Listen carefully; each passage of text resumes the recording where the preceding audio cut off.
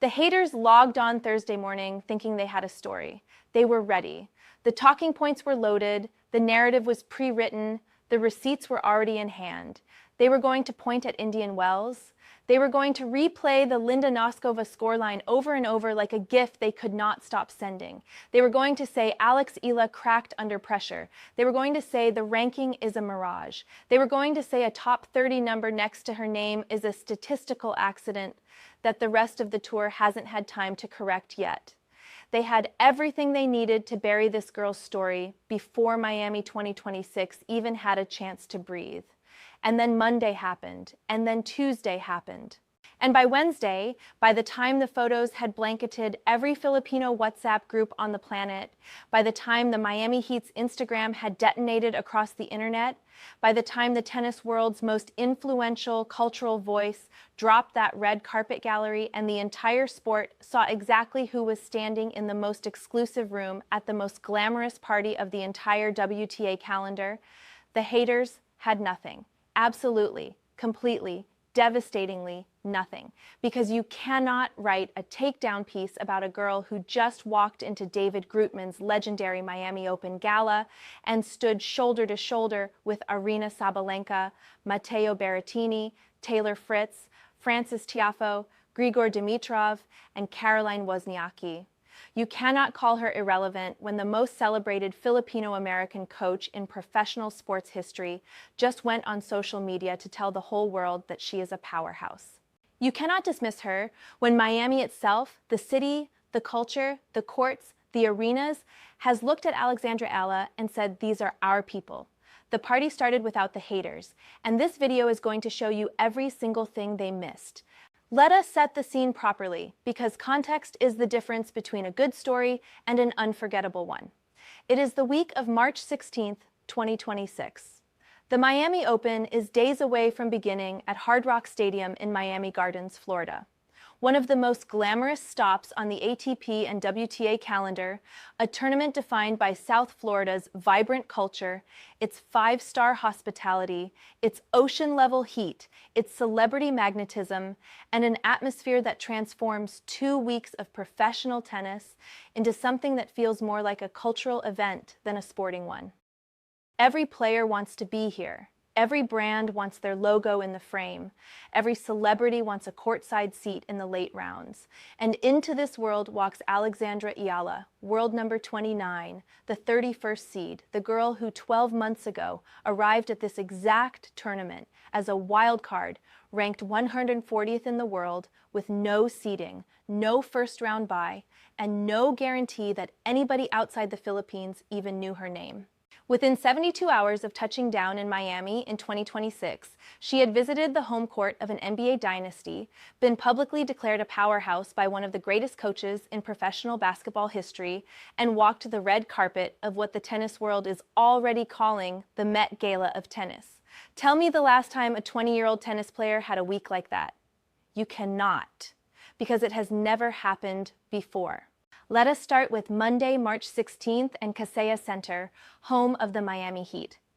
Alex Eala held a high-profile reunion with Miami Heat head coach Erik Spoelstra, a convergence of two premier Filipino sports figures that set the entire Philippines on fire just days before Eala's return to the 2026 Miami Open. The Miami Heat documented every single second of it. They filmed it.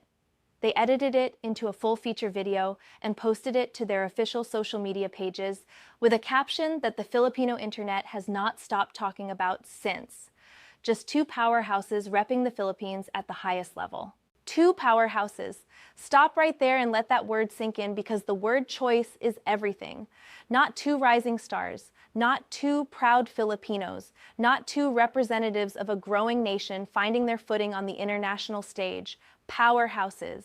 The Miami Heat, one of the most commercially sophisticated sports franchises on the planet, a franchise with a social media operation that understands with surgical precision exactly what every single word it publishes means, looked at an NBA championship coach and a 20-year-old tennis player and chose the word powerhouses. Because that is what they are. That is the honest, unvarnished, completely defensible truth of what these two people represent to the Philippines and to the world. Spoelstra is the first Asian American head coach in the history of the 4 major North American professional sports leagues, the first Asian American head coach to win an NBA title. He guided the Heat to back-to-back championships in 2012 and 2013. He is the longest tenured active head coach in American professional sports. He is, without any reasonable debate, the most accomplished Filipino-American figure in the history of North American professional athletics. And Eala is the first Filipino woman to crack the WTA top 30, the first to reach a WTA 1000 semifinal, the first to defeat a top 5 player as a wild card at a WTA 1000 event, the first, always the first, relentlessly the first, 2 Filipinos. Both firsts, both standing in the same arena, and the Miami Heat said, "These are our people." Think about what that means to a 17-year-old girl growing up in Quezon City right now, watching this on her phone, a racket propped against the wall of her bedroom, dreaming of a future that feels impossibly far away. Think about what it means to see the greatest Filipino-American sports figure in the history of American professional leagues standing next to the greatest Filipino tennis player who has ever lived, and the most powerful basketball franchise in South Florida calling them both powerhouses in the same breath. That is not content, that is history, and it happened this week in Miami. The roots of this reunion stretch back 3 years, and they matter deeply, because the full arc of this story is what makes the present chapter so electric. In 2023, Eala, just 17 years old and ranked outside the top 150, made a stop at what was then Miami-Dade Arena to watch Erik Spoelstra's Miami Heat take on the New York Knicks. It was the first NBA game she had ever attended in person. She was a teenager watching her first professional basketball game in a city that did not yet know her name, sitting in the stands watching a champion coach operate at the highest level of his profession, not knowing that 3 years later, she herself would be standing in that same building ranked inside the top 30, preparing for the most important tournament of her career so far, and the Miami Heat would be building tribute videos around their reunion. 3 years from outside the top 150 to world number 29. From a teenager attending her first NBA game to a professional tennis player that an NBA franchise uses to market itself. That is not a journey, that is a metamorphosis. And the haters who spent 12 months calling it luck are officially running out of ways to explain 3 years of documented, sustained, measurable ascent. But Monday was just the opening act. Because what happened when the tennis world's most exclusive social event opened its doors for the Miami Open pre-tournament celebration is where this story becomes spectacularly, unforgettably electric. David Grootman. If you do not know that name, you need to. He is Miami's most powerful hospitality entrepreneur, the man whose venues define South Beach nightlife, whose events set the temperature for the city's entire social calendar, and whose parties are not attended by everyone who wants to be there. They are attended by everyone who is supposed to be there. You do not buy a ticket into David Grootman's world. You are invited into it. And the guest list he assembled for this year's Miami Open celebration was, by any honest measure, the most extraordinary gathering of tennis royalty that South Florida has ever seen under one roof. Aryna Sabalenka, world number 1, reigning Miami champion, was there with her fiancé Georgios Frangoulis. Grigor Dimitrov was there. Taylor Fritz was there, Francis Tiafoe was there, Matteo Berrettini was there, Paige Lorenzi was there, Eva Lise was there, Marta Kostyuk was there, and Caroline Wozniacki, former world number 1, Grand Slam champion, one of the greatest players of her generation, was there. This is the room, this is the company, this is the A-list of professional tennis gathered under one roof in South Beach for the most exclusive social event of the entire Miami Open calendar. And Alexandra Eala was there, dressed in a chic top paired with classic jeans, standing among the champions and the legends and the most recognizable names in the sport. The party's highlights were captured and shared across tennis social media with a description that has since taken on a life of its own, the Met Gala of tennis. Miami Nights curated by the one and only David Grootman, the Met Gala of tennis. That is not hyperbole from a random fan account. That is the definitive voice of tennis culture assigning a label to the most exclusive social event on the Miami Open calendar. The Met Gala, the most famous, most photographed, most culturally significant fashion event in the world, and Alycia was on the guest list. Now let us take a moment to appreciate the savage poetry of this timeline, because 12 months ago, exactly 12 months ago, Alycia arrived at this tournament as a wild card. She was ranked 140th. She did not have a WTA seed. She did not have a first-round bye. She arrived at Miami 2025 as a storyline that nobody in the tennis establishment had written yet. And the same players and coaches and industry figures who were photographed at this gala, many of them looked at that 140th ranking and expected her to fade quietly into the second round and disappear from the conversation. 1 year later, she is at their party, in their room, in their photos, in their world. Not as a guest who slipped through the side door, but as a peer, as a seed, as a top 30 player who has beaten 5 top 10 opponents in the previous 12 months and whose name generates more ticket searches than virtually anyone else in the draw. The Met Gala of tennis. Eala was on the guest list. The haters were not. Now let us talk about what she actually walked onto the court to do, because the stakes in Miami 2026 are not theoretical. They are mathematical. They are immediate.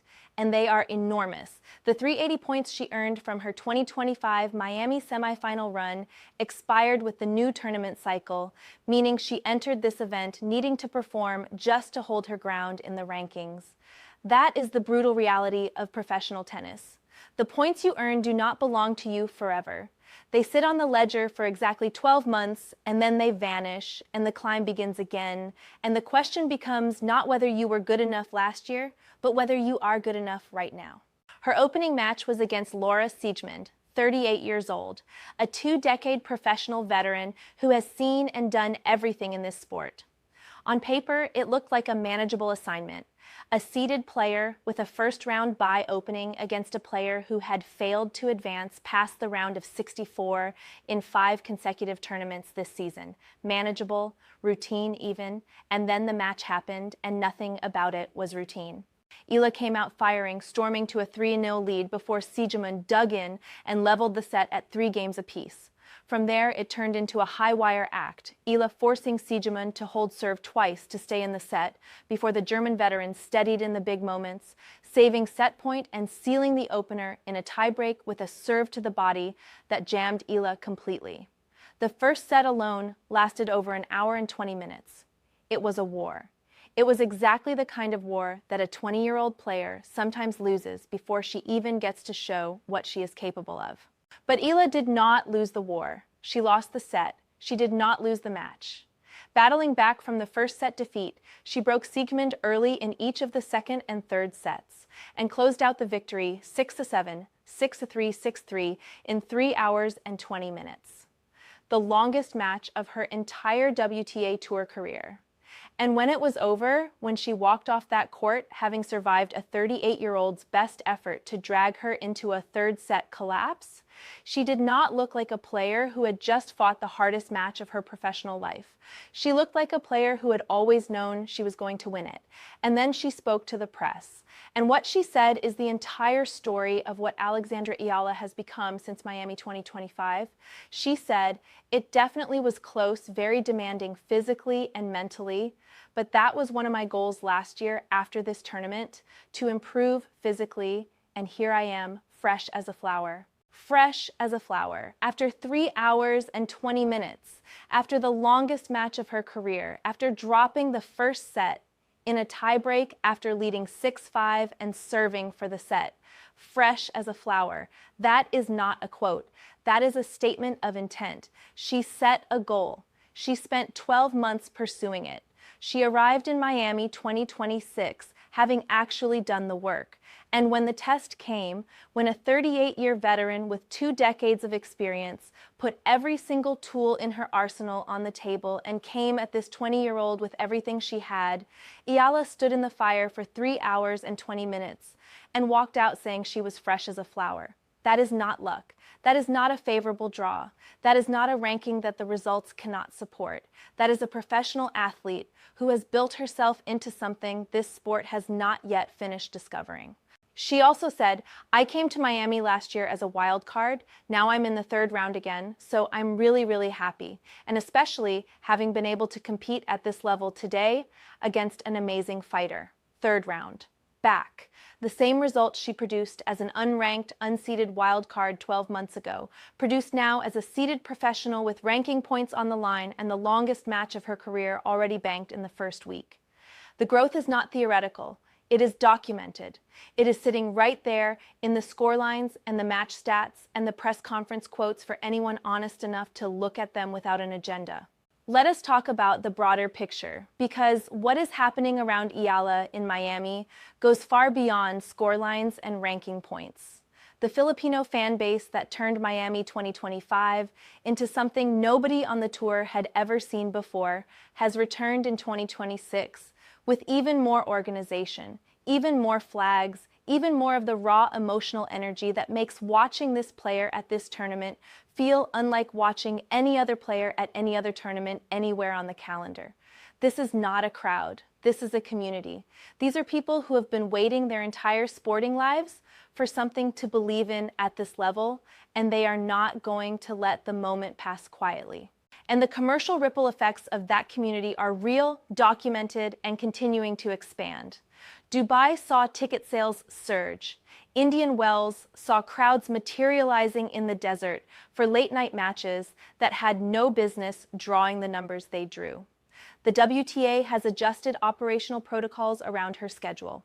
Tournament directors have restructured court assignments to accommodate demand they did not anticipate and could not ignore. These are not the markers of a mid-ranking player with a strong social media following.